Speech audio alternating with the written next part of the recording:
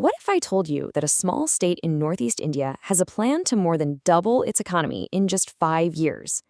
Today, we're diving into Meghalaya's super ambitious 2025-26 budget. And trust me, it's a roadmap for one of the most audacious economic transformations in the entire country.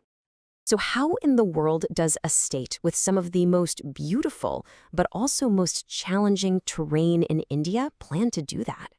I mean, to literally more than double its economic output in just a handful of years?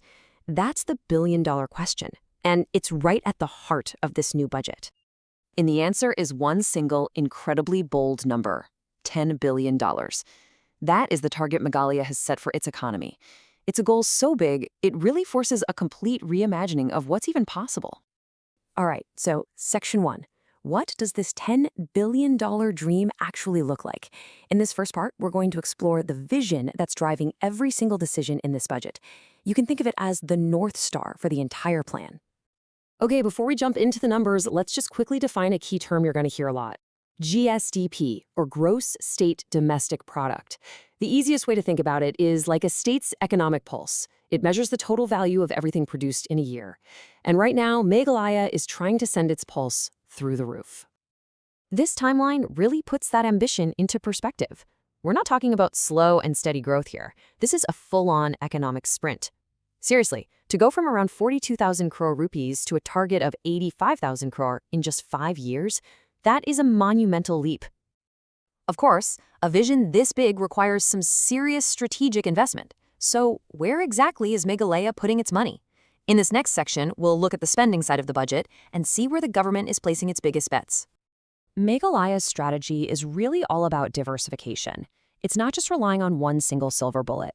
Instead, it's investing across the board, from tourism and infrastructure to agriculture and education, and all while keeping a firm eye on protecting the incredible natural environment that makes the state so special in the first place. Now, among all these priorities, one is clearly the star of the show: tourism. The government's goal is to make Meghalaya one of India's most sought-after destinations, turning its absolutely insane natural beauty into a powerful and hopefully sustainable economic engine. And this isn't just talk.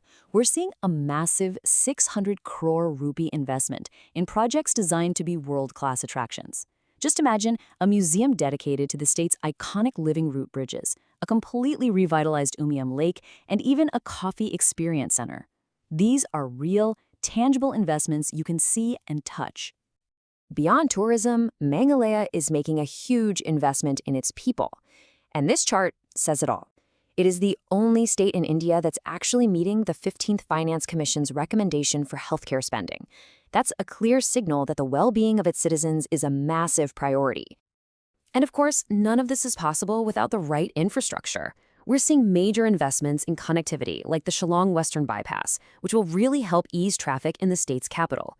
But it's not just about the big cities. There's also a significant focus on rural roads and water conservation, which are absolutely essential for supporting the state's agricultural backbone. Okay, so we've seen where all the money is going, but that's only half the equation, right? The really big question is, where is it all coming from? Let's flip the balance sheet and take a look at the revenue side. This chart is really the key to understanding Meghalaya's finances. You can see that the vast majority of its revenue comes from India's central government. While the state does raise its own taxes, it is heavily reliant on this shared funding to keep the lights on and power its ambitious growth plans. Now, this isn't unusual. It's part of a system called fiscal federalism, which is built right into India's constitution. Think of it like a family budget. The central government is the main income earner, and it shares a chunk of that income with the states to help them pay their own expenses and invest in their future. So, we've got a bold vision, big spending, and a pretty clear revenue stream. But is this plan built on a solid financial foundation? In our final section, we're going to put Meghalaya's budget through a rigorous financial health check. To do that, we need to understand two key terms. A revenue surplus is when you're making more than you're spending on a daily basis. That's always a great sign. A fiscal deficit, on the other hand, is the money you need to borrow for those big long-term investments, like that bypass we just saw. The key is to keep that borrowing under control. So how does Meghalaya stack up?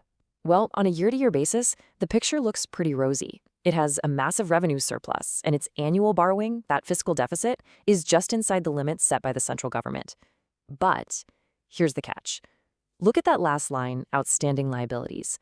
That's the state's total accumulated debt, and it tells a very, very different story. This is the big but in Meghalaya's growth story. While its annual budget is balanced, its total debt is nearly double the recommended level for states. So while the state is managing its day-to-day finances well, it's carrying a very, very heavy long-term burden. This brings to mind a powerful warning from the economists Carmen Reinhart and Kenneth Rogoff.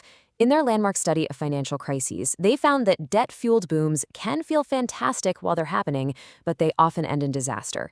It's a really sobering reminder that there's a fine line between ambitious growth and, well, reckless abandon. So, where does all of this leave Meghalaya? The ultimate goal isn't just to hit a number in 2028, but to become a truly developed state by 2032. So, let's just quickly recap the path forward. It really all boils down to these 4 steps. First, you've got a bold, inspiring vision. Second, you have strategic investments in the state's key assets. Third, you've got prudent financial management on an annual basis.